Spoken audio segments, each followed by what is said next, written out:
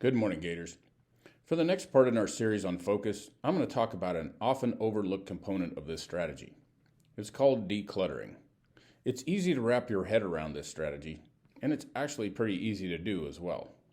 What's the catch, you ask? Well, even though it's easy to do, it's not necessarily fun to do.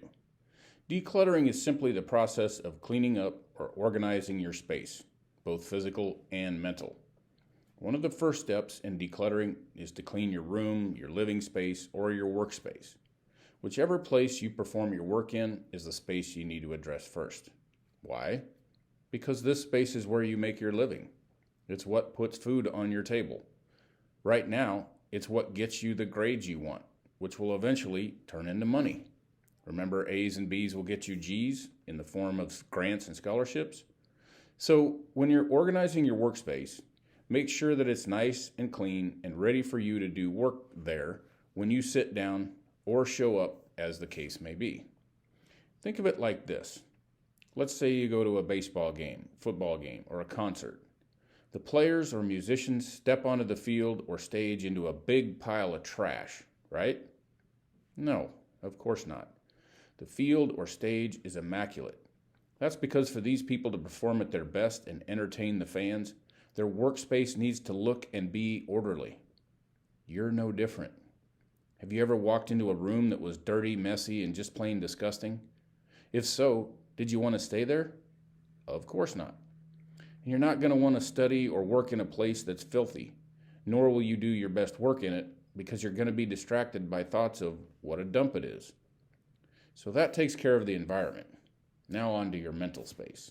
And this is just as important. You need to have a clear mind to do good work. And to have a clear mind, you need to find some quiet time. It doesn't have to be hours and hours. It could be as little as 5 minutes. 5 minutes where you just shut off all your devices, find a quiet room or corner, and just go and let your brain coast. Don't try to think about anything, and don't let worrisome thoughts creep in. You'll have plenty of time to think about that stuff later. Though I'd suggest you just let that stuff go as well. Just relax. Listen to the sound of the wind or the birds, or just close your eyes and tune everything out. It'll take some practice, but it's definitely worth it. Finally, eliminate drama and conflict from your life. If you have friends or acquaintances who are always in the middle of drama, and you always seem to get dragged into it, it's time to reevaluate that relationship. Some people seek conflict, but very few are successful with it when it's ever present in their lives.